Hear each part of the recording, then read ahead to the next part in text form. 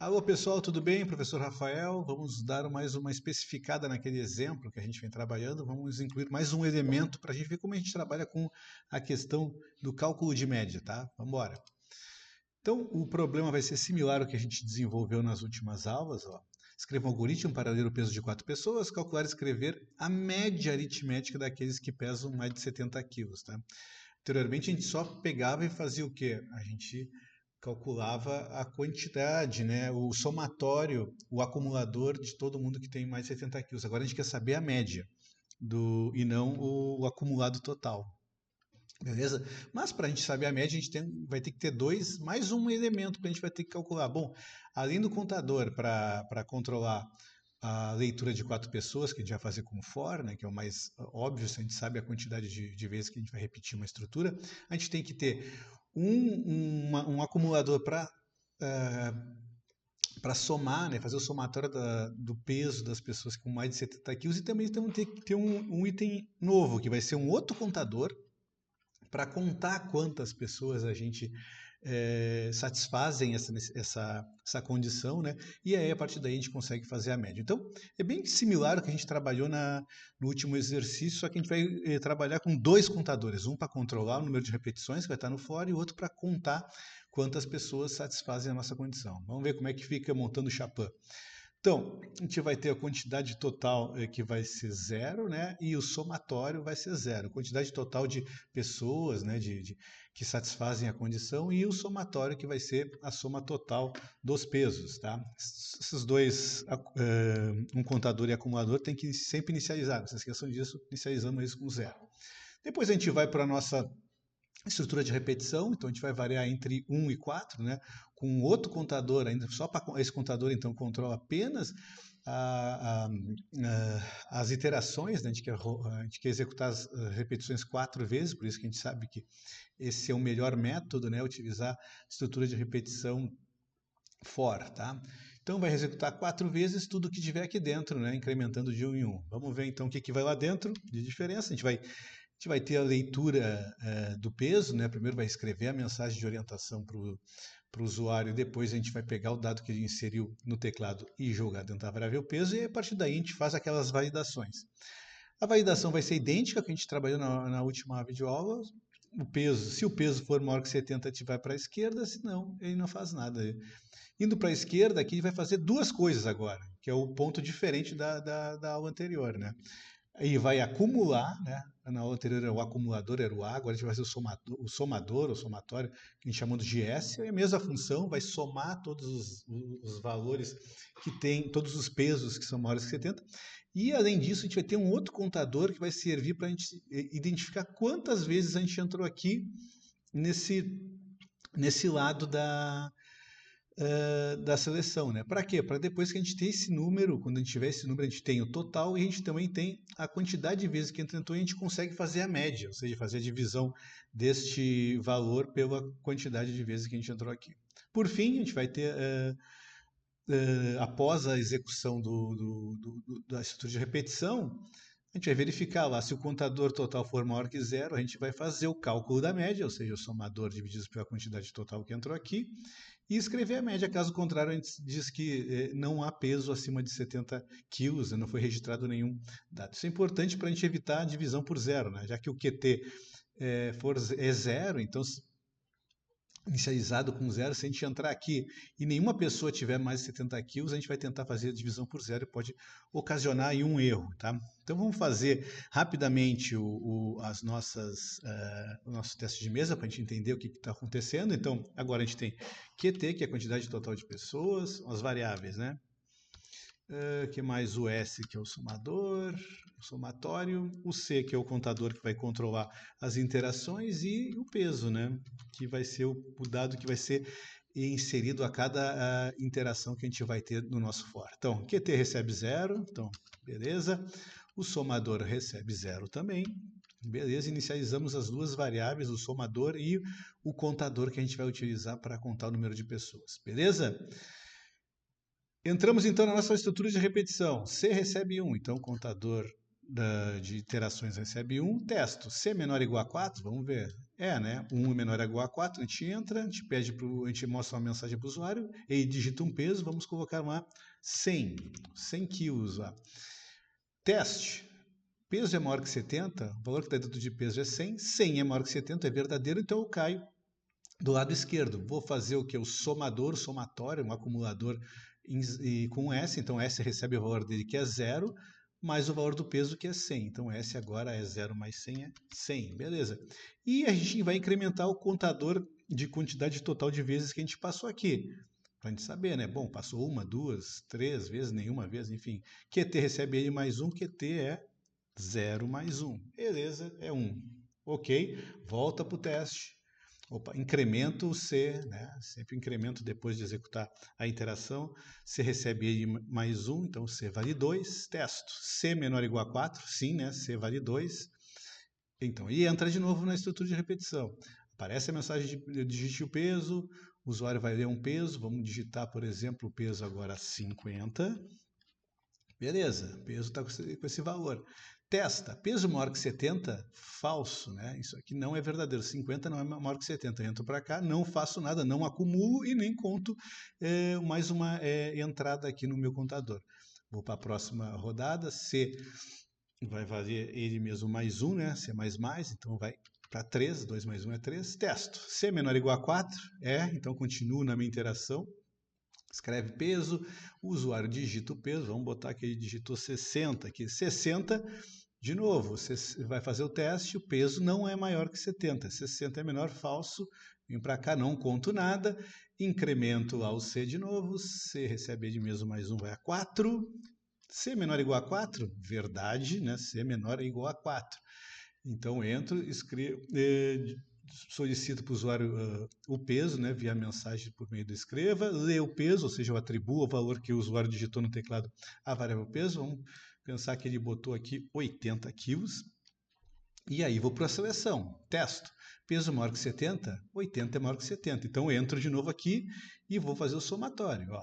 S recebe ele mesmo, que é 100, mais o valor que está dentro da variável peso, que é 80. 100 mais 80 vai dar 180. Bom, o que mais que a gente faz do lado esquerdo? Bom, a gente tem que incrementar o contador para a gente saber que entrou 2 vezes aqui, né? Então, o contador QT recebe ele mesmo mais 1. Então, QT é 1 mais 1 é 2. Beleza? Volto lá, incremento o C vale 5 agora, 4 mais 1 é 5, C mais, né? 5, testo, C menor ou igual a 4, falso. Se é falso, vou para a primeira instrução abaixo da estrutura de repetição. O que tem aqui? Aqui a gente tem outra estrutura de seleção, abaixo da estrutura de repetição, né? Que a gente vai testar se o QT é maior que 0, de novo, para evitar a divisão por 0, para não gerar um erro aritmético. QT é maior que 0? Sim, QT é 2, né? A gente entrou 2 vezes aqui, nosso contador é 2, então a gente pode fazer a divisão por 2. M, bom, faltou a variável M aqui. A variável M que vai calcular a média final, né? Então a M, vamos botar aqui, M vai ser o quê? S, 180, divididos por QT, por 2. 180 por 2 vai dar... Opa, M vai receber 90. M é a média. Escrevo M, escrevo a média, que é 90 quilos. Beleza? Vamos dar uma olhadinha como é que a gente implementa isso aqui no C rapidinho, para ser essa videoaula ser curta, tentar 10 minutinhos. Então, hashtag include, vamos lá, stdio.h, beleza, main, aqui, vamos fazer rapidinho, vocês estão cansados. Isso aqui, declaração das variáveis, tem o int QT, que é 0,s, S não vai ser, que é mais o C também é aqui, e ainda vai ter 2 floats, né? Então, quantidade total um contador inteiro recebe 0, inicializamos aqui em 0, beleza? E o C que a gente vai inicializar depois no nosso for, beleza? Também inteiro. Float, a gente vai ter o peso, que é o valor que o usuário pode digitar com casas depois da vírgula, e o que mais que a gente tem? A gente tem a média, que a gente usa lá embaixo. Então, a média também vai ser colocada, e a soma, né? Olha, já temos diversas variáveis aqui. Temos 3 floats, uma variável para receber o peso que o usuário vai digitar, a variável M que vai calcular a média lá no final, então tem que ser float, porque vai ser uma divisão, né?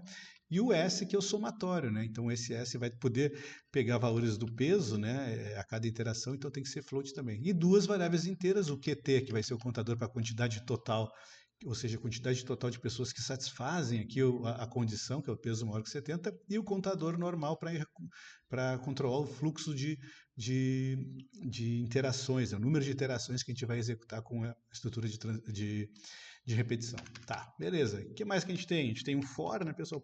For, vocês se lembram? Primeira instrução é inicialização, C recebe 1. Ponto e vírgula, condição, qual é a condição que eu tenho a C menor ou igual a 4, né, que a gente vai rodar 4 vezes essa estrutura, e o C++ quer dizer que vai incrementar de 1 em 1 o C. Beleza. Dentro do for, que a gente tem printf, scanf, né? Printf, está bem parecido com aquele exemplo que a gente fez na última videoaula. Form peso, beleza, ponto e vírgula, scanf, ou seja, vocês podem até aproveitar aqueles códigos lá, né?